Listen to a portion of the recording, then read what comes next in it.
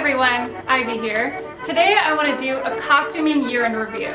This is actually a hashtag that's hosted by Make This Historical Look on Instagram, but I felt like I had so much to say about this that I wanted to do a whole video on it. So first of all, my name is Ivy if you happen to be new here, and I think probably a lot of you actually are. I've been doing historical costuming for only actually around 2.5 years now, although I have been sewing for a long time before that. The eras that I tend to work with the most are mostly Victorian. I have a lot of 1880s stuff, but this year I have been focusing a ton on the 1890s. I think I'm going to go ahead and start by doing a little bit of an overview of the whole year. Most of the projects that I made earlier on in the year are a lot kind of fancier than the ones that I've made since then.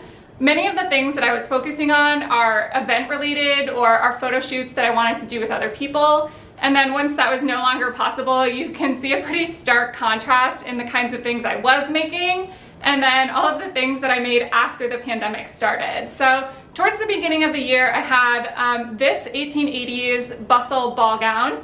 I made this for a shoot with a friend, and although I do like the way that it came out, there are definitely some things that I would change about this for next time.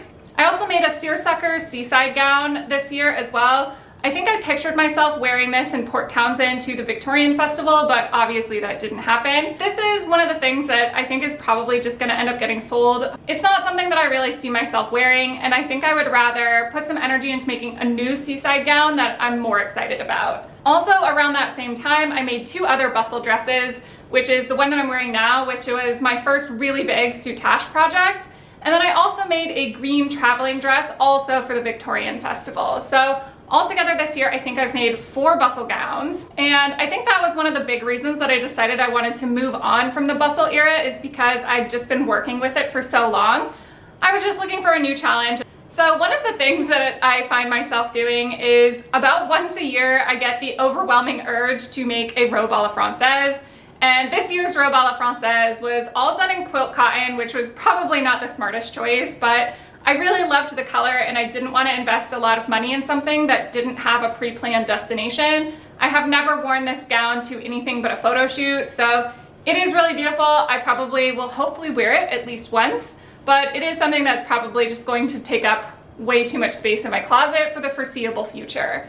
After I made that sack gown, the next thing that I ended up working on was some early 1890s stuff. The early part of that decade is actually pretty different in silhouette from the middle. The sleeves look a lot different and they are a lot less fluffy, and they have just a high sleeve cap instead of overall like those giant like pumpkin sleeves that you see in the middle of the decade.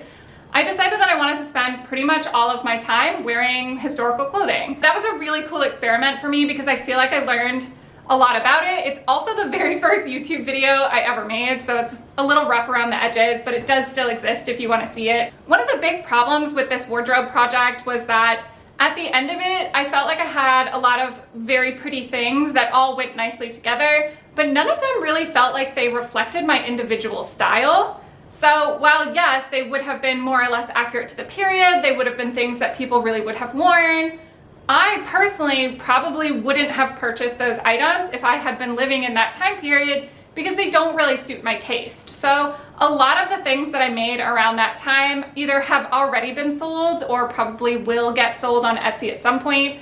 I just don't see myself re-wearing any of them, so I don't want to waste any of my closet space on stuff that I know I'm probably never going to wear again.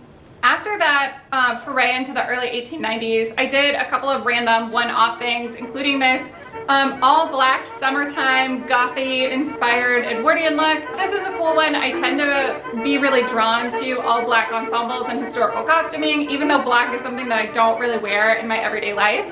I also made an attempt at this Edwardian suspender dress, and I had so much trouble working with the velvet. It really came out completely horrible, and I probably should have just donated it because I think I feel bad for the poor person who bought this for like $30 on Etsy. It's barely worth the fabric that I put into it. It just didn't come out right. And I think looking back on the things that I've made this year, it's good to reflect on the things that didn't turn out well and think about why they didn't turn out well. After making those couple of random one-off things, I started what I thought was going to be a complete series of clothing inspired by like an adventure club type thing. I did make a couple of things for this project, but ultimately I never finished all of the looks that I wanted to do. I think I made a cartographer, or at least it was meant to look like a cartographer. I never finished the accessories, so it kind of just looks like a cute green and brown outfit. I did make the aviator costume, which was fairly complete. It has a helmet and some goggles and everything. I also made like a professor outfit as well. This ended up being my absolute favorite thing that I've made this entire year. And I think that's ultimately what I spent most of my summer on, was the Explorer Club idea. After that, I made my very first Edwardian tea gown or lingerie dress. They're sometimes called both. I got really lucky and found great fabric for it. And I wasn't honestly expecting it to come out as well as it did. And it is something that I thought would probably just get worn once and then never again. But it is so cute. I think I'm definitely going to be wearing this probably every summer. After that, I moved into the middle of the 1890s, so think those are those big giant puffy sleeves. And I started also making a lot of history bounding stuff.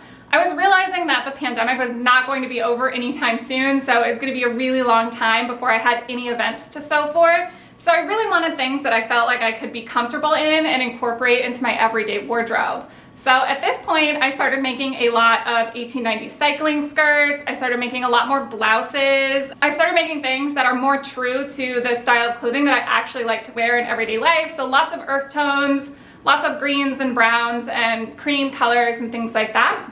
I also made this 1890s cycling sweater by Fresh Frippery. They have a tutorial for it, and it ended up being one of my all-time favorite pieces of the year. I think it came out great and it matches absolutely everything. And also it's weirdly trendy right now. So it's nice to have something that I felt like I could wear like out of the house and people would actually think I was trendy instead of a weirdo. What else did I make? Oh, I made a sofa this year. This was the first time I've ever done any upholstery, and I'm actually sitting on it right now, and it did not come out that well, but it does look better than the original, which had some, in my opinion, quite horrible 80s floral that it had been reupholstered in. So that was nice to like gain the confidence to try something new.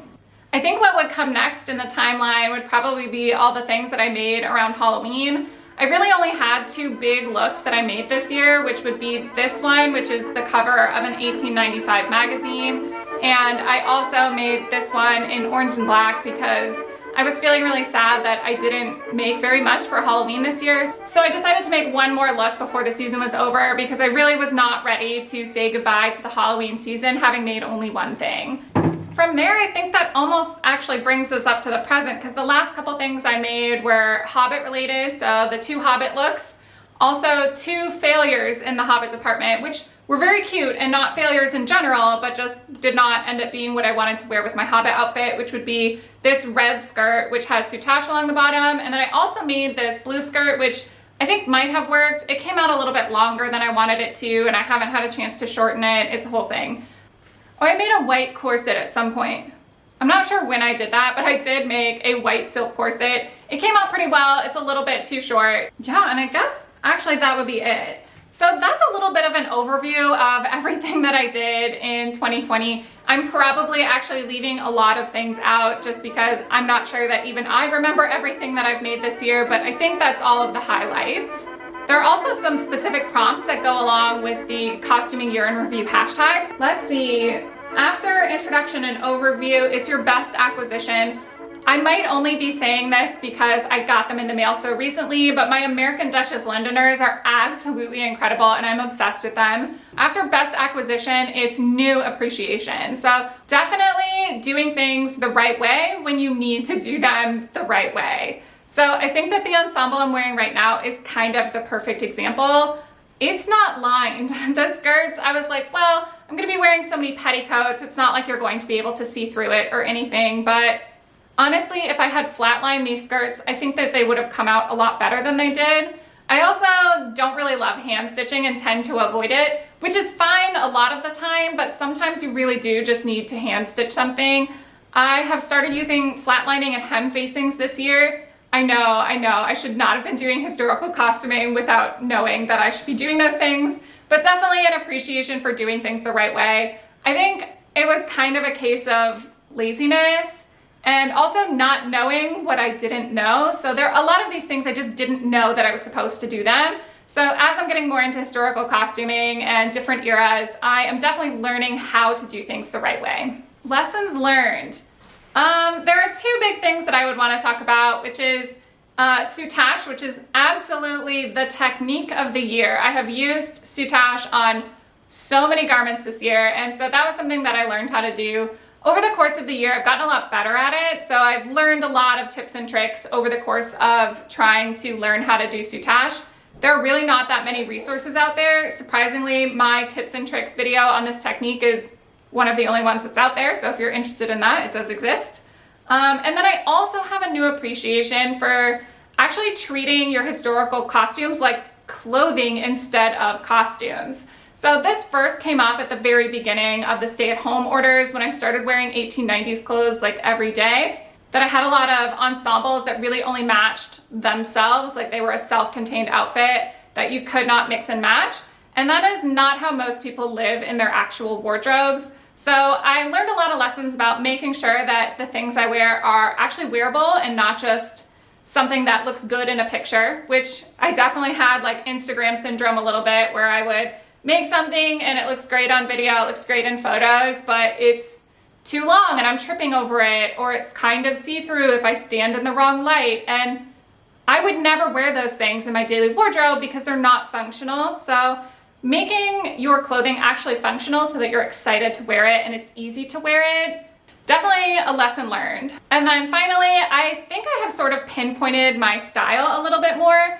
It's kind of just the style I would have dressed in anyway. I wear a lot of earth tones and stuff like that, so it's kind of ridiculous that I wasn't just making my historical costumes in the color palette that I prefer. And I've really learned the value of doing that because, again, I'm more excited to wear those pieces because there's something that would actually appeal to me as a person if I lived in that era. Achievements, oh my God. I guess starting a YouTube channel is kind of an achievement. It was probably the hardest thing that I've done, creatively speaking, just because I'm not necessarily a super techie person. So learning how to use a piece of complicated software to edit videos was a big deal. Now that I'm more comfortable with it, I want to start making videos that are a little bit fancier. So I'm looking forward to that. It was really fun to learn a new craft. Learning something new is always cool. And finally, favorite look of the year, hands down, 100%, it is this professor look. I love it. It makes me feel like Anne Shirley, and I just feel so cool and fabulous in this outfit. It's just fantastic. I even put elbow patches on it, which I am sure are not historically accurate, but whatever. They make me feel cute. Absolutely, for sure, the professor outfit, and I think that's really telling. I want to make more things that make me feel the way that that ensemble makes me feel. I think it gives me a lot to think about for my own personal creative life and the kinds of things I enjoy making, the kinds of things I enjoy wearing, and how much I actually enjoy learning something new. Sometimes I find myself staying away from a technique for a really long time, thinking that it's super intimidating, but in the end, when I actually try it out, I feel so accomplished having learned something new. I had been avoiding welt pockets for my whole life, and I learned how to do them this year. And I have definitely used them on a ton of different projects, and I just think they look fantastic. So I love learning something new, and I think that I've done a lot of that this year. And then the last prompt on the list is goals for 2021. So I think my big goal for 2021 is definitely to reconcile my fall fashion with my spring fashion. I think I dress like two completely different people in the fall versus in the spring. So I would really like to take some of my fall fashion and make it feel like something that can be worn in the spring. So that's not really a costuming goal, I guess. That's a style wardrobe goal. So that's probably the big one. I'd also like to start delving into a new era. I'm starting honestly to feel ready to move on from the 1890s just because I've spent almost this whole year working in that era. And I think I'm probably destined for the Edwardian era next. It is also fairly wearable like the 1890s. It has more realistic sleeves and the undergarments aren't too intense. I should be able to wear at least some Edwardian clothing in my daily life, so I'm looking forward to starting a new era. I think that's it. I think that was most of what I wanted to say. I've made a lot of stuff this year. Looking back on this year, it probably seems crazy, the number of things that I have made, and it is, and people often ask me how I sew so quickly, and there are two answers to this question. First of all, I don't have other hobbies.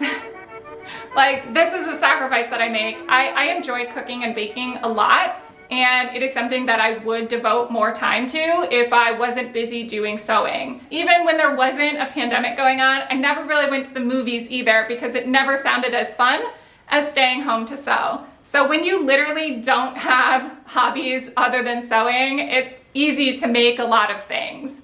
And also, and this I am not proud of, but I sew quickly because I don't always do that great of a job on the things that I'm sewing. I have absolutely made some horrible things this year that are unwearable, that make no sense, that are ugly, that I should never have made in the first place. So if you are looking over this list of things that I've made this year and feeling unaccomplished, don't, because it's much better to make a couple of really beautiful, really well-made things than to make a bunch of stuff that doesn't fit well in your wardrobe, that is not very well made, that just isn't wearable. So I have realized that this hobby, for me especially, can be kind of wasteful. So I really want to focus on being a little bit more conscientious about the fabric I'm buying and not buying things I won't use, and then not throwing away all my cabbage. That is something I have been really, really terrible about, is when I'm done with a project, the cabbage just goes in the garbage. So this year I want to work on being a little bit more sustainable, reusing things where I can, making sure that fewer things end up in the landfill. I think that's it for me. Thank you so much for watching, and I will see you next time.